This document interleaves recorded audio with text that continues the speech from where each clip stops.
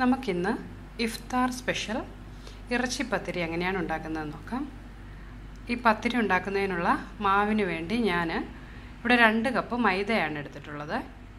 പിന്നെ ഇതിലേക്കുള്ള ഫില്ലിങ്ങിന് വേണ്ടി ഒരു 250 ഗ്രാം ചിക്കൻ അല്പം ഉപ്പും മഞ്ഞളും കുരുമുളകും ചേർത്ത് വേവിച്ചതിന് ശേഷം നന്നായി ഷ്രെഡ് ചെയ്തെടുത്തിട്ടുണ്ട്. ഇത് ബോൺലെസ് ചിക്കനാണ് നിങ്ങളുടെ കയ്യിലുള്ളതെങ്കിൽ വേവിച്ചതിന് ശേഷം നമ്മുടെ മിക്സിയുടെ ജാറിൽ ഒറ്റ തവണ ഒന്ന് കറക്കിയെടുത്താൽ മതിയാവും. എല്ലോടുകൂടിയുള്ള ചിക്കൻ ആണെങ്കിൽ നമുക്ക് വേവിച്ചതിന് ശേഷം കൈകൊണ്ട് അതിലുള്ള ദശയെല്ലാം ഇതുപോലെ ചെറുതായി അടത്തിയെടുക്കാം. പിന്നെ ഇതിലേക്ക് ചേർക്കുന്നതിന് വേണ്ടി വലിയൊരു സവാള തീരെ ചെറുതായി അരിഞ്ഞെടുത്തിട്ടുണ്ട്. പിന്നെ 1 ടീസ്പൂണോളം ഇഞ്ചി വെളുത്തുള്ളി പേസ്റ്റ് വേണം. കുറച്ച് മല്ലിയിലയും കറിവേപ്പിലയും ചെറുതായി അരിഞ്ഞെടുത്തിട്ടുണ്ട്. പിന്നെ ഇതിലേക്ക് ചേർക്കുന്നതിന് വേണ്ടി 1 ടീസ്പൂൺ മുളക് പൊടി. നമ്മൾ ചിക്കൻ വേവിച്ചപ്പോൾ ഓൾറെഡി മഞ്ഞൾപ്പൊടി ഇട്ട് വേവിച്ചതായതുകൊണ്ട് ഞാനൊരു 1/4 ടീസ്പൂൺ മഞ്ഞൾപ്പൊടി മാത്രമേ ഇപ്പോൾ എടുത്തിട്ടുള്ളൂ. പിന്നെ ഒരു 1/2 ടീസ്പൂൺ ഗരം മസാല വേണം. പിന്നെ ഇത് വറുത്ത് കോരുന്നതിന് വേണ്ടുന്ന എണ്ണയും അതുപോലെ ഉപ്പും പിന്നെ നമ്മുടെ മൈദ കുഴയ്ക്കുന്നതിന് ഇളം ചൂടുള്ള വെള്ളവും വേണം. ആദ്യം തന്നെ നമ്മൾ എടുത്തു വെച്ചിട്ടുള്ള മൈദ ആവശ്യത്തിന് ഉപ്പും വെള്ളവും ചേർത്ത് നന്നായി കുഴച്ചെടുക്കണം. ഞാൻ ഇത് കുഴയ്ക്കുന്നതിന് വേണ്ടി ഇളം ചൂടുള്ള വെള്ളമാണ് എടുക്കുന്നത്. ഇപ്പോൾ ഞാൻ നമ്മുടെ മാവ് നന്നായി കുഴച്ചെടുത്തിട്ടുണ്ട്. ചപ്പാത്തിക്കും പൂരിക്കും ഒക്കെയുള്ള ആ ഒരു പരുവത്തിലാണ് ഇത് കുഴച്ചെടുത്തിട്ടുള്ളത്. ഇനി നമുക്കിത് ഒന്ന് കവർ ചെയ്ത് മാറ്റി വെച്ചതിന് ശേഷം ഇതിലേക്ക് വേണ്ടുന്ന ഫില്ലിങ് തയ്യാറാക്കാം. അതിനായി പാൻ അടുപ്പത്ത് വെച്ച് അതിലേക്ക് കുറച്ച് എണ്ണ ഒഴിച്ചിട്ടുണ്ട്. ഈ എണ്ണ ഒന്ന് ചൂടായി വരുമ്പോൾ അതിലേക്ക് നമ്മൾ അരിഞ്ഞു വെച്ചിട്ടുള്ള സവാള ചേർത്തൊന്ന് വഴറ്റിയെടുക്കാം.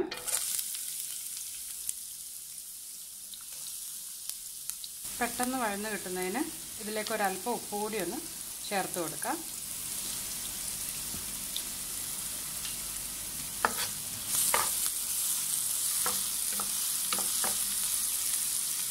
സവാള വഴന്ന് വന്നതിന് ശേഷം അതിലേക്ക് നമ്മൾ എടുത്തു വെച്ചിട്ടുള്ള ഇഞ്ചി വെളുത്തുള്ളി പേസ്റ്റ് ചേർത്ത് കൊടുക്കാം.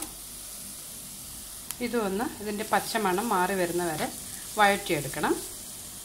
ഇഞ്ചിയും വെളുത്തുള്ളിയും വഴന്നതിന് ശേഷം അതിലേക്ക് എടുത്തു വെച്ചിട്ടുള്ള പൊടികൾ ചേർത്ത് കൊടുക്കാം. ഈ പൊടികളുടെയും പച്ചമണം മാറി വരുന്നവരെ ഒന്ന് വഴറ്റിയെടുക്കണം.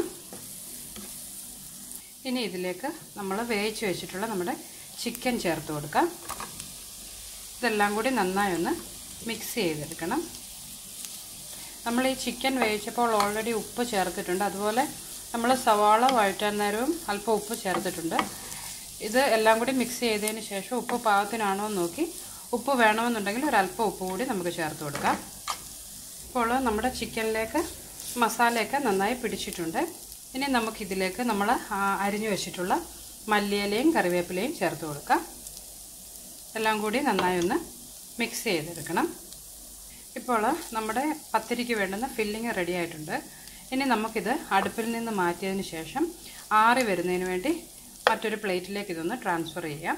നമ്മുടെ ഫില്ലിങ് തണുത്ത് വരുന്ന സമയം കൊണ്ട് നമുക്ക് പത്തിരി തയ്യാറാക്കാം. അതിനുവേണ്ടി നമ്മൾ കുഴച്ച് വെച്ചിട്ടുള്ള മാവ് ചെറിയ ചെറിയ ഉരുളകളാക്കി എടുക്കണം. പൂരിയുടെയൊക്കെ വലിപ്പത്തിനുള്ള ആ ഉരുളകളാക്കി എടുക്കണം. ഇതിനി നമുക്ക് നന്നായി ഒന്ന് പരത്തിയെടുക്കാം. ഇപ്പോൾ ഞാൻ നമ്മുടെ മാവ് പൂരിയുടെ വലിപ്പത്തിൽ പരത്തിയെടുത്തിട്ടുണ്ട്. ഇനി ഇതെങ്ങനെയാണ് നമുക്ക് ഫില്ല് ചെയ്തതെന്ന് നോക്കാം.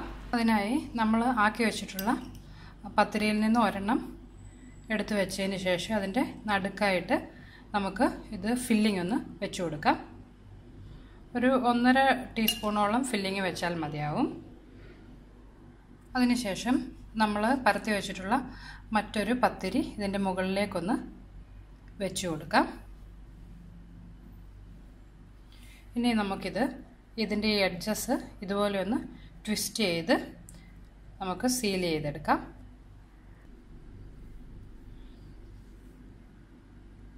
ഇതിപ്പോൾ നന്നായിട്ട് സീൽ ചെയ്തിട്ടുണ്ട്. കുറച്ചുകൂടി ഒന്ന് മോഡിഫൈ ചെയ്യണമെന്നുള്ളവർക്ക് ഇതിൻ്റെ ഈ എഡ്ജസിൽ ഇതുപോലെ ഒരു ഫോർക്ക് വെച്ച് ഒന്ന് പ്രസ് ചെയ്ത് കൊടുക്കാവുന്നതേ ഉള്ളൂ. ഇതിപ്പോൾ റെഡി ആയിട്ടുണ്ട്. നമുക്കിനി ഇത് നന്നായി ചൂടായ എണ്ണയിലേക്കിട്ട് വറുത്ത് കോരാം. ചൂടായ എണ്ണയിലേക്ക് ഞാൻ നമ്മുടെ പത്തിരി ഇട്ട് കൊടുത്തിട്ടുണ്ട്. ഇതിനെ ഒരു സൈഡ് ഒന്ന് ലൈറ്റ് ബ്രൗൺ കളറായി വരുമ്പോൾ നമുക്ക് മറിച്ചിട്ട് അപ്പുറത്തെ സൈഡ് കൂടി ഫ്രൈ ചെയ്തെടുക്കാം. ഇപ്പോൾ ഒരു സൈഡ് ആവശ്യത്തിന് വെന്തിട്ടുണ്ട്. നമുക്കിതിന് മറിച്ചിട്ട് ഓപ്പോസിറ്റ് സൈഡ് കൂടി ഒന്ന് ആക്കിയെടുക്കാം. ഇപ്പോൾ 2 സൈഡും ആവശ്യത്തിന് വെന്ത് വന്നിട്ടുണ്ട്. നമുക്കിനി ഇത് അടുപ്പിൽ നിന്ന് മാറ്റാവുന്നതാണ്.